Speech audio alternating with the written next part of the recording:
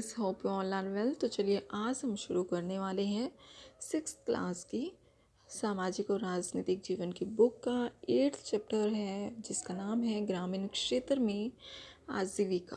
Okay, तो देखिए कैसे ग्रामीण क्षेत्र में लोग आजीविका कमाते हैं, कैसे जो है अपना रोज़गार कमाते हैं। तो देखिए हमारे देश के ग्रामीण परिवारों में से करीब 40% हैं जो खेती हर मज़दूर हैं, यानी कि ऐसे लोग जो कि खेतों में मज़दूरी करते हैं। कुछ के पास तो ज़मीन के छोटे छोटे टुकड़े हैं और कुछ ऐसे हैं जिनके पास ज़मीन ही नहीं है, जो कि भूमिहीन हैं। ओके, तो देखिए भारत में प्रत्येक 5 ग्रामीण परिवारों में से लगभग 2 परिवार हैं जो कि खेतीहर मजदूर के हैं। मतलब रेशो जो इनका बन रहा है वो 3:2 बन रहा है। ठीक है, मतलब 5 ग्रामीण परिवारों में से अगर 5 लोग एक गांव के, मतलब 5 परिवार हैं मान लीजिए एक गांव में, तो उसमें से 2 परिवार आपको ऐसे मिलेंगे जो कि खेतीहर मजदूर हैं, जो कि खेतों में मजदूरी करते हैं या फिर किसान हैं। ओके, इससे सभी परिवार अपनी कमाई के लिए दूसरों के खेतों पर डिपेंड करते हैं, और जो दूसरों के खेतों पर डिपेंड करते हैं इट मीन वो लोग भूमिहीन हैं, उनके पास अपनी ज़मीन नहीं है। ओके, तो इनमें से कई लोग जो हैं वो भूमिहीन हैं और कई ऐसे हैं जिनके पास ज़मीन के छोटे छोटे टुकड़े हैं। ओके, उसके बाद देखिए कई बड़े किसानों ने अन्य काम धंधे भी शुरू कर दिए हैं, जैसे दुकान चलाना, ब्याज पर पैसा देना, छोटी छोटी फैक्ट्रीज चलाना इत्यादि। ठीक है, मतलब इसके अलावा सिर्फ जो लोग हैं वहाँ पर खेती ही नहीं करते, सिर्फ फार्मर ही नहीं रहते, बल्कि कुछ ऐसे लोग भी होते हैं, जैसे कुछ लोग दुकान चलाते हैं। ठीक है, जिसका जिस काम में इंटरेस्ट होता है वो वही काम तो करेगा। तो कुछ लोग दुकान चलाते हैं, कुछ ब्याज पर पैसा देने वाला काम करते हैं, कुछ छोटी छोटी फैक्ट्रीज चलाने का काम करते हैं। ओके, तो भारत के 80% किसानों की यही हालत है। केवल 20% किसान हैं जो कि बड़े किसानों की श्रेणी में आते हैं। मतलब जो है 100 में से 20% किसान ही हैं जो कि बड़े किसान हैं। बाकी जो 80% है ना, वो छोटे टुकड़ों में ही खेती करते हैं और उसके साथ साथ वो अन्य काम भी करते हैं।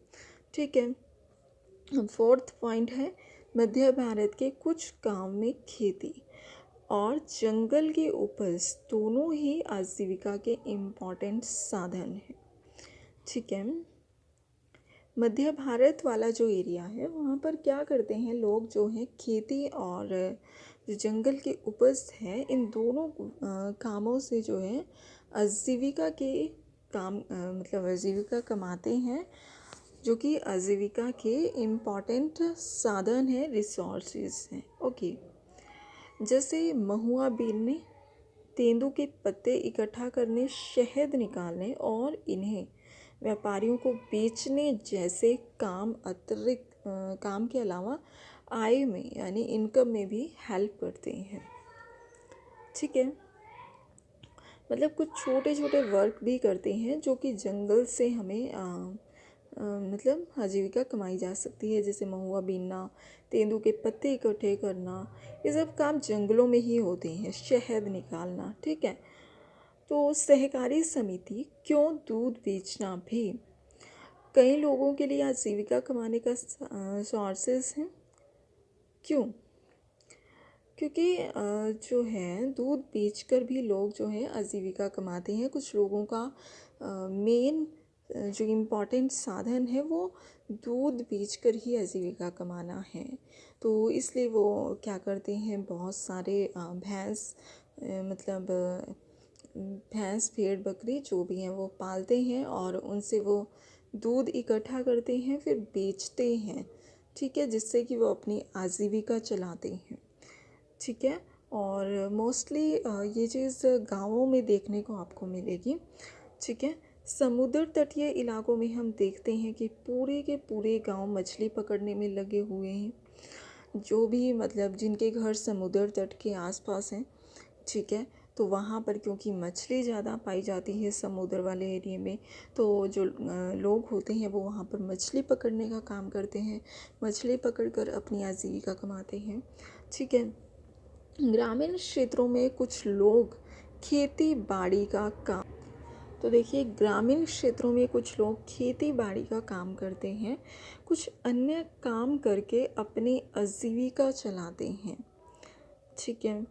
तो फसल अच्छी हो इसके लिए यह प्रकृति पर डिपेंड करता है, क्योंकि बाय द वे एक टाइम फसल बहुत अच्छी चल रही थी, ठीक है, सब कुछ बहुत अच्छा चल रहा था, लेकिन अचानक से इतनी बारिश आ गई कि वहाँ पर ओले पड़ने लगे और पानी इतना ज़्यादा इकट्ठा हो गया कि वो मतलब जितना पानी फसल के लिए ज़रूरी नहीं था उससे भी कहीं ज़्यादा पानी अगर फसल में आ जाता है तो वहाँ पर भी वो बहुत ज़्यादा डैमेजफुल होता है, तो इस तरह फसल को नुकसान पहुँचाता है।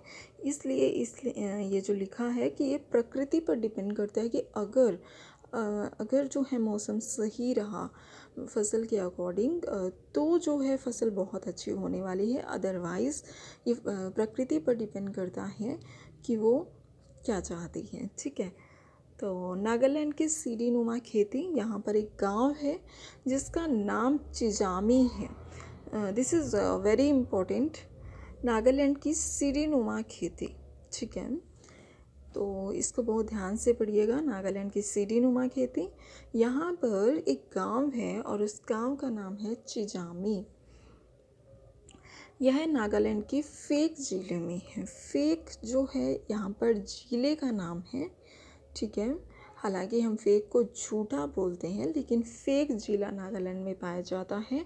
और इस जिले में एक गांव जो है जिसका नाम है चिजामी, यहाँ पर नागालैंड की हम बात कर रहे हैं तो नागालैंड के फेक जिले के चिजामी नामक गांव में सीढ़ी नुमा खेती होती है, ठीक है। तो इस गांव में रहने वाले लोग चखे जंग समुदाय के हैं, मतलब इनका जो समुदाय है, इनकी जो मतलब कैटेगरी है, तो उसका नाम है चखेजंग, ठीक है, चखेजंग समुदाय के हैं और ये लोग सीढ़ी नुमा खेती करते हैं।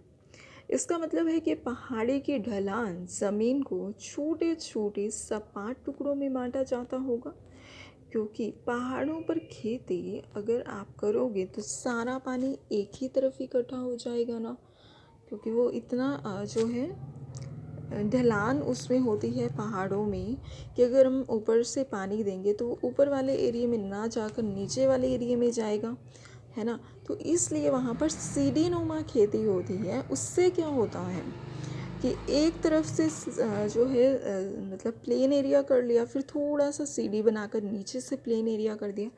जैसे मैं आपको बनाकर दिखाती हूँ, ये देखिए ऐसे करेंगे, ठीक है। मतलब पहाड़ है, मान लीजिए ये जो है हमारा क्या है, एक मिनट, ये देखिए ये पहाड़ है, ओके। पहाड़ इस तरह ढलान में है, लेकिन यहाँ पर खेती करने के लिए इंसान क्या करेगा, तो इस तरह से इस पहाड़ को मान लीजिए इतना काट दिया, प्लेन कर दिया। अब फिर थोड़ी सी सीढ़ी बनाकर फिर जो है ऐसे सीढ़ी बनाई, फिर यहाँ से प्लेन कर दिया, फिर सीढ़ी सी बनाई, फिर यहाँ से प्लेन कर दिया।